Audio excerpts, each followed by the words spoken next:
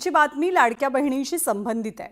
राज्यभरातल्या लाडक्या बहिणींना 2100 रुपये नेमके कधीपासून मिळणार या मुद्द्यावरनं या प्रश्नावरनं आज सभागृहात प्रचंड गोंधळ झाला। विरोधकांनी महिला आणि बालविकास मंत्री अदिती तटकरेंना लाडकी बहीण योजनेसंदर्भात प्रश्न विचारले। विरोधकांच्या प्रश्नांना उत्तर देताना अदिती तटकरेंची काहीशी कोंडी झाल्याचंही पाहायला मिळालं। लाडक्या बहिणींना 2100 रुपये कधीपासून मिळणार या प्रश्नावर त्यांनी मुख्यमंत्री आणि दोनही उपमुख्यमंत्री निर्णय घेतील असं सांगत वेळ मारून दिली। त्यानंतर अपेक्षित उत्तर न मिळाल्यामुळे विरोधकांनी सभात्याग केला।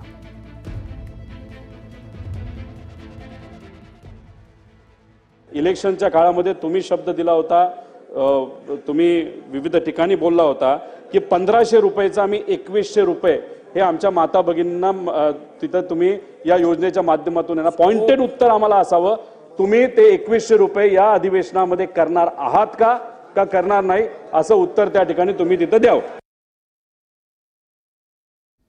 निवडणुकीच्या नंतर जेव्हा सगळे निकष लावण्यात आले, घरात गाडी असेल, दुसरी योजना मिळत असेल, त्यामुळे एक्झॅक्ट आकडा किती आहे, किती लाडक्या बहिणींना अपात्र करण्यात आलं, ज्यांना आधी योजनेचा लाभ मिळत होता आता मिळत नाहीये। आणि तिसरा स्पेसिफिक प्रश्न, सरकारने सांगितल्याप्रमाणे महायुतीच्या वचननामात असल्याप्रमाणे मंत्री महोदयांनी कृपया आम्हाला सांगावं की लाडक्या बहीण योजनेचे 2100 रुपये आपण देणार की नाही, येस ऑर नो। आणि 2100च्या संदर्भातला जो निर्णय आहे, महायुतीच्या सरकारने ही महत्त्वाकांक्षी योजना आणलेली आहे आणि महिलांना 1500चा लाभ वितरित करणारे महायुतीचं सरकार हे एकमेव सरकार आहे। त्याच्यामुळे त्यांच्या आयुष्यामध्ये हा जो आनंद आहे हा अशाच पद्धतीने ही योजना राहणार आहे आणि 2100च्या संदर्भातला योग्य तो निर्णय आमचे मुख्यमंत्री देवेंद्र फडणवीस साहेब आणि दोन्ही उपमुख्यमंत्री योग्य वेळी घेतील। लाडक्या बहिणींची फसवणूक होणार नाही ही दक्षता निश्चितपणाने महायुतीचं सरकार घेईल।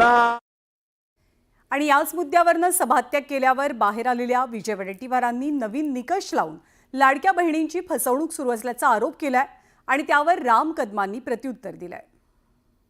महायुतीचं सरकार लाडक्या बहिणीसाठी आता नव्यानं निकष लावून वगळण्याचं काम जोरात सुरू केलेलं आहे।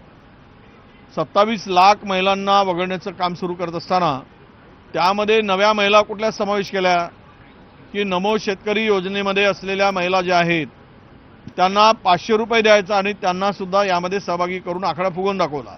कोविडच्या काळात तडफडून लोक मरत असताना त्यांना दिलं जाणारं रेमडेसिवीर औषध, तर कोविडच्या काळातले औषध चोर हे आम्हाला सांगणार लाडकी बहीण। आमच्या सरकारनं लाडक्या बहिणीला तिच्या अपेक्षेप्रमाणे पैसे दिले, देणार आणि भविष्यामध्ये अधिकाधिक कसे वाढतील हा प्रयत्न आम्ही करणार। आणि यापुढे